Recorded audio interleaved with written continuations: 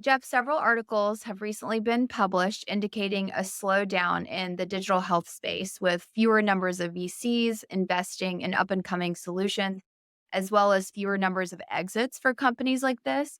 What is this telling us about the digital health space? On the one hand, if on the surface, it may be perceived as sort of negative or disheartening, but really, I think it's just a maturation process. As we've seen, just in employee benefits our entire career, these things come in waves to where, wave one is sort of the advent of new products and services, and early adopters, you know, um, access these products and services, and they learn a lot from this sort of first wave. Both they learn, their investors learn, the companies, employers, brokers, consultants. And yes, while there's been, economic challenges that have been going on, um, I actually think this isn't necessarily a bad thing because two things are occurring. A, for the existing companies that have funding, I think it is very much now more dialed into things like obtaining clinical data, third party validation, um, direct consumer feedback. I, I think as opposed to, and not to paint with a broad brush, but as opposed to, sell, it's actually now sort of taken a step back and really focused far more on customer satisfaction, outcomes, implementation, things of that nature. To Jeff's point, the first generation was let's make sure everyone has access. So behavioral health being an excellent one that everyone's familiar with. How do we make sure everyone has access to mental health and behavioral health? And now both the employers and the investors are more savvy on how do we ensure the ROI and the case study data is there to show the results and the quality associated with those outcomes. With, transitioning sort of in this, 2.0 world of digital health, you're going to see a lot more specialization. So as opposed to, phase one, behavioral health for all employees, family members, et cetera. Phase two, you have behavioral health now for teenagers, adolescents, mothers, caregivers, et cetera. We're seeing now of those companies that are receiving funding that are net new, they're very much not like sort of copying and pasting a previous business model or product, but they've taken that product, they've double clicked on it, and they've made it more personalized to the audience, which, as we know, just in participating in consumer, related shopping online or what have you, the more you make something personalized, the greater the probability that you're going to drive, maintain adoption, and make it a better experience. And that's actually what I see happening now as a result of this trend. Then lastly, and this really doesn't have anything to do with funding, but I would say sort of as a mid-year update, health plans, PBMs, digital chronic condition management companies are very honed in on GLP-1 drugs. So for those of you that may not know, this is a particular class of weight loss drugs that has been, attributed to diabetes for quite some time, either pre-diabetic or diabetes, based upon certain factors, BMI and what have you. And now it is or will be introduced to help people with obesity. So perhaps folks that aren't pre-diabetic, but that are obese or what have you. And it's a complicated drug. It's something that, in between brick and mortar visits, people will need a lot of guidance. And I'm seeing a lot of energy in the market around how health plans, PBMs, and these digital chronic condition management companies and navigation companies can work together to ensure that with the release of this class of drugs, that folks have really the support that they need to ensure both compliance and also to ensure that, people, continue to use the drug in and of itself to ensure that you're obtaining, the objective or the applicable outcome. That's very much a trend that I've seen a ton of the last 3 to 4 months, and I don't see it ending anytime soon. So, in addition to personalization and making sure that you have that ROI and case study data in place as you go to market, what other features or what else would you reiterate to digital health startups trying to make it in such a competitive environment? I think the fundamental elements that we talked about last time, which is a combination of, one, working with people who have sort of been there, done that in the benefits space, and obviously sometimes particular health plans or PBMs is incredibly advantageous to um, not be careful, but be cognizant of who you take money from and what their experience is. Um, Not all money is good money, or not all money is, um, I don't know, helpful and productive. And what I mean by that is if you're taking money from folks who don't specialize in digital health, don't understand how to navigate that world, um, don't be surprised if you encounter challenges, because yes, funding and money comes in handy, but to obtain funding without the required experience, background, and coming from the trenches of doing this, I think that in and of itself is something that I think is still remaining incredibly important.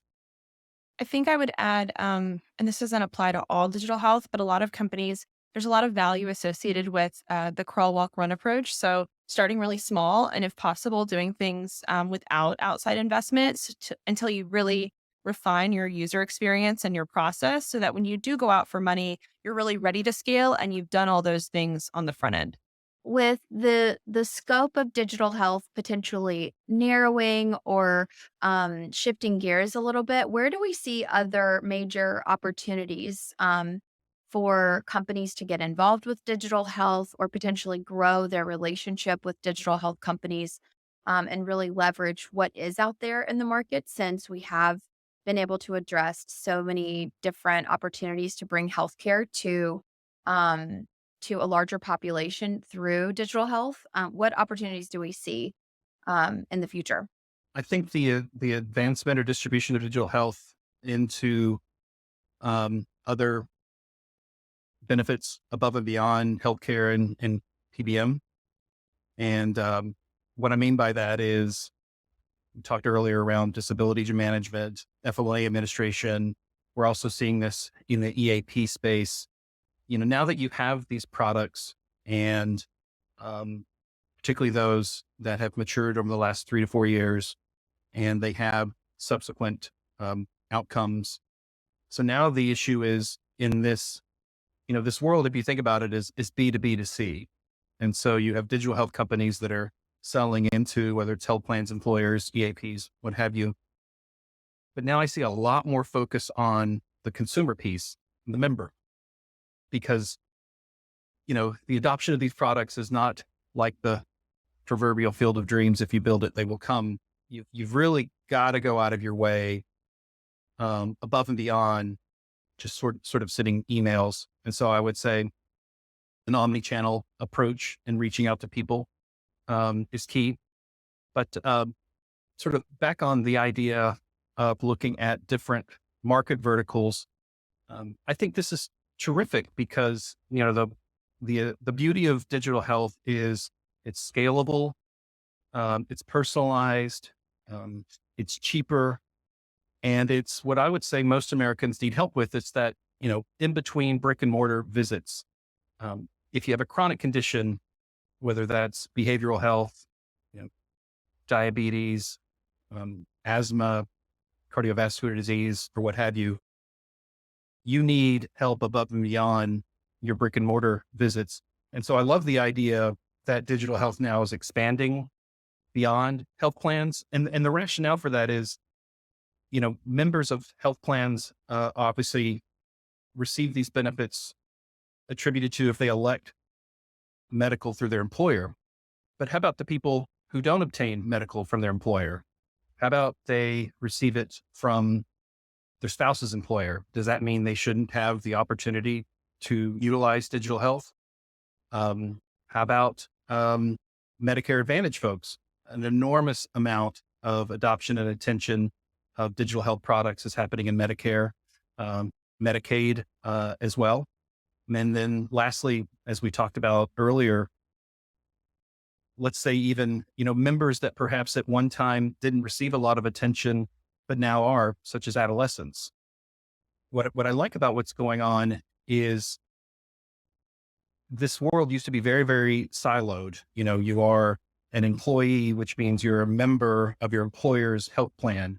But through a combination of digital health companies, I think diversifying where they can distribute their product, and then also these other third parties having an interest and a willingness to obtain greater adoption and engagement is a good thing.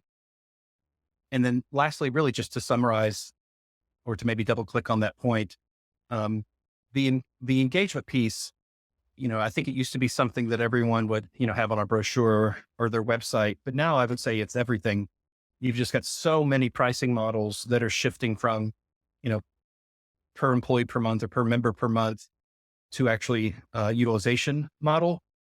And so you've got a lot of folks that are now, interestingly enough, beginning with the end in mind. I think not only digital health, but employee benefits as a whole, because it's, B2B. I think the immediate focus area has been, how do you get this product to a health plan, to an employer? And then, oh, by the way, we'll figure out the employee/consumer part. I think one of the great things that I'm seeing now is it's just the opposite. Now you're thinking about, or your better companies are thinking about, how do I get this product in front of the consumer, and then sort of working backwards, which, some of you may be listening to this and going, duh. But in our world that we come from, in this B2B employee benefits space, that hasn't always been the case. So much pressure has been applied to the employer around, well, we need you driving communication and implementation and everything. And let's face it, with the economy the way it is, these HR and benefits staffs are getting leaner and leaner and leaner.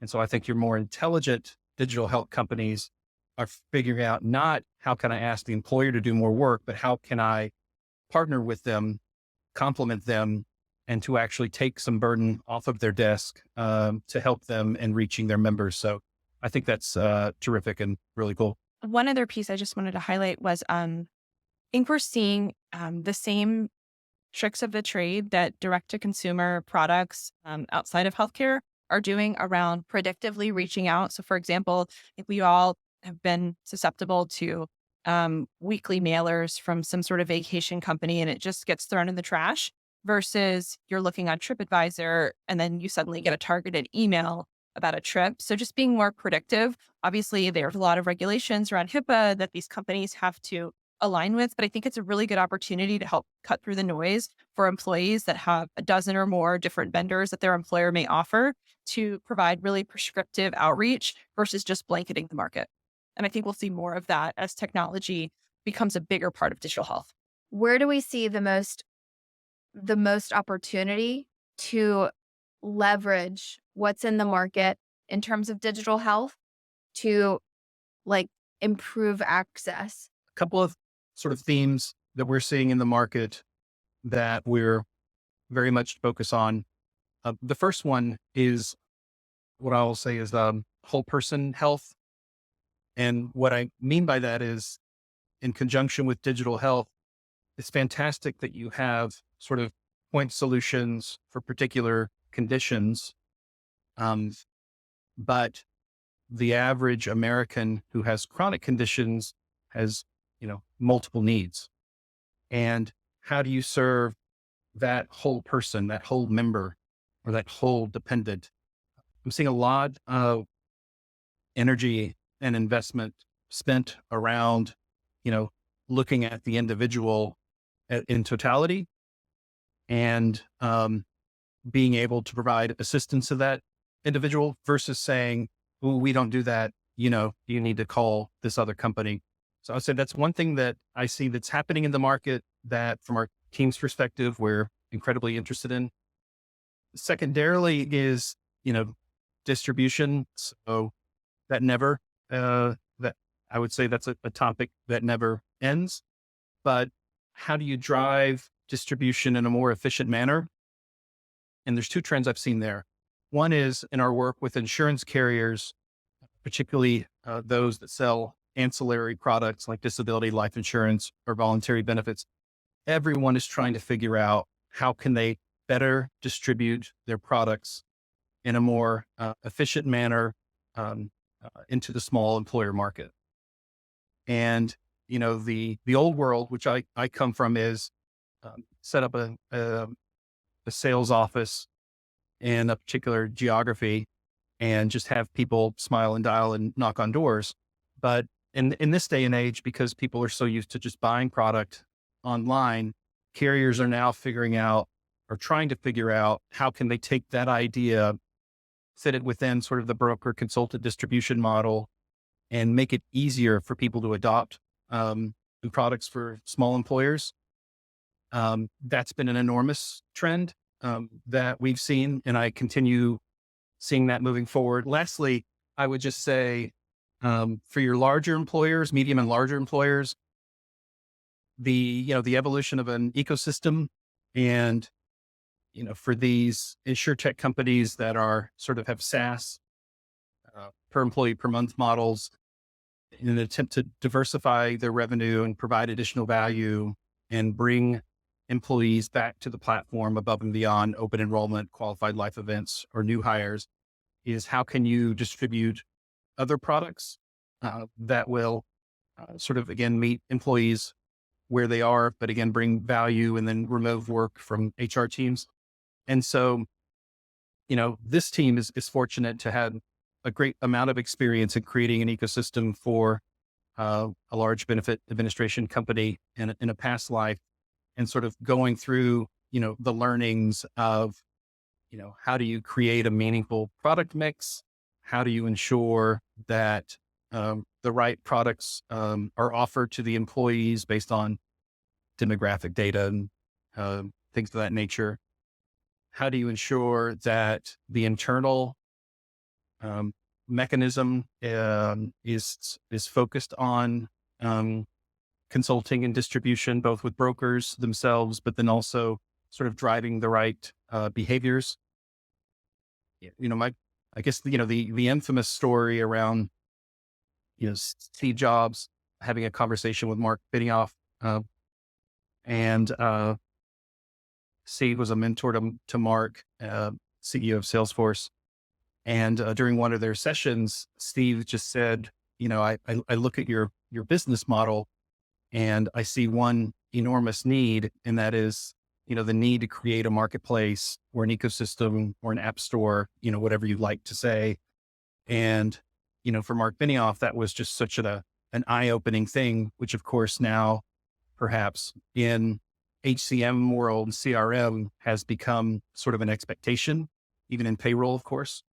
And now how do you take the learnings from HCM, CRM companies and payroll and apply those to benefit administration companies, both in terms of ensuring that you have meaningful products, that they're distributed in a very lightweight fashion, and again, that you're removing work from others. So I would say that's another very big trend that we're seeing in the market, and very keen on focusing on for the second half of the year.